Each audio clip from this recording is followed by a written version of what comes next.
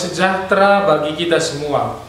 Pada hari ini, Sabtu 11 Maret tahun 2023, pada pekan kedua Prapaskah, bacaan Injil diambil dari Lukas 15 ayat 1 sampai 3, dilanjutkan dengan ayat 11 sampai 32.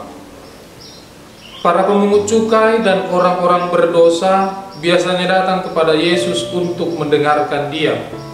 Maka bersungut-sungutlah orang-orang Farisi dan ahli-ahli Taurat, katanya, Ia menerima orang-orang berdosa dan makan bersama-sama dengan mereka. Lalu Ia mengatakan perumpamaan ini kepada mereka. Yesus berkata lagi, ada seorang mempunyai 2 anak laki-laki. Kata yang bungsu kepada ayahnya, Bapa, berikanlah kepadaku bagian harta milik kita yang menjadi hakku. Lalu ayahnya membagi-bagikan harta kekayaan itu di antara mereka. Beberapa hari kemudian, anak bungsu itu menjual seluruh bagiannya itu, lalu pergi ke negeri yang jauh. Di sana ia memboroskan harta miliknya itu dengan hidup berfoya-foya. Setelah dihabiskannya semuanya, timbullah bencana kelaparan di dalam negeri itu dan ia pun mulai melarat. Lalu ia pergi dan bekerja pada seorang majikan di negeri orang. Orang itu menyuruhnya ke ladang untuk menjaga babinya. Lalu ia ingin mengisi perutnya dengan ampas yang menjadi makanan babi itu, tetapi tidak seorang pun yang memberikannya kepadanya. Lalu ia menyadari keadaannya, katanya, betapa banyaknya orang upahan Bapakku yang berlimpah-limpah makanannya, tetapi aku di sini mati kelaparan.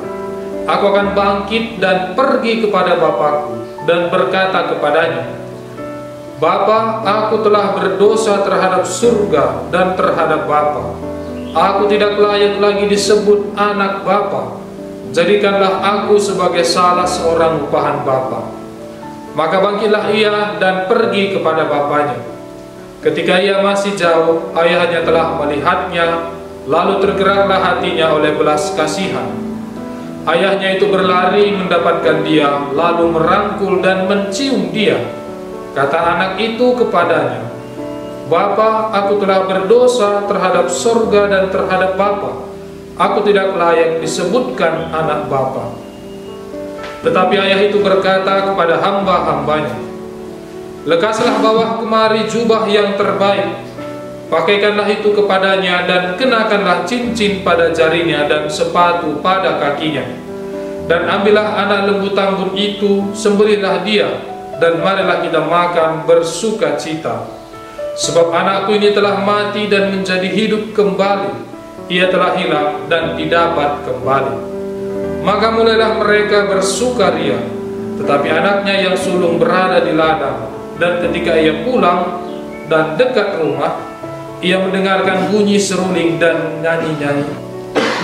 Tetapi anaknya yang sulung berada di ladang, dan ketika ia pulang dan dekat ke rumah, ia mendengar bunyi seruling dan nyanyi-nyanyian tari-tarian. Lalu ia memanggil salah seorang hamba dan bertanya kepadanya apa arti semuanya itu. Jawab hamba itu, adikmu telah kembali dan ayahmu telah menyembelih anak lembu tambun karena ia mendapatnya kembali dengan sehat. Maka marahlah anak sulung itu dan tidak mau masuk. Lalu ayahnya keluar dan berbicara dengan dia. Tetapi ia menjawab ayahnya, katanya, telah bertahun-tahun aku melayani Bapa dan belum pernah aku melanggar perintah Bapa. Tetapi kepadaku belum pernah Bapa memberikan seekor anak kambing untuk bersuka cita dengan sahabat-sahabatku. Tetapi baru saja datang anak Bapa yang memboroskan harta kekayaan Bapa bersama-sama dengan pelacur-pelacur. Maka Bapa menyembelih anak lembu tambun itu untuk dia. Kata ayahnya kepadanya, anakku, engkau selalu bersama-sama dengan aku, dan segala kepunyaanku adalah kepunyaanmu. Kita patut bersuka cita dan bergembira karena adikmu telah mati dan menjadi hidup kembali. Ia telah hilang dan didapat kembali. Demikianlah sabda Tuhan.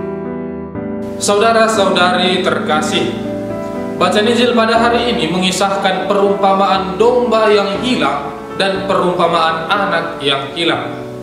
Konteks bacaan pada hari ini kita dengarkan adalah ketika Yesus yang dikelilingi oleh para pemungut cukai dan pendosa menyebabkan gerutuan di antara para ahli Taurat dan Farisi. Mereka mengeluh karena Yesus bergaul dengan orang-orang berdosa.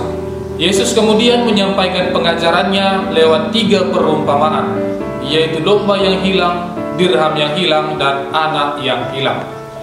Perumpamaan hari ini menggambarkan kegembiraan yang dialami oleh ayah yang menemukan kembali anaknya. Perumpamaan anak yang hilang mengisahkan situasi yang dialami oleh anak yang hilang. Perumpamaan ini mengisahkan sang ayah tidak mencari anaknya yang hilang. Anak itu sendirilah yang pulang kembali kepada ayahnya.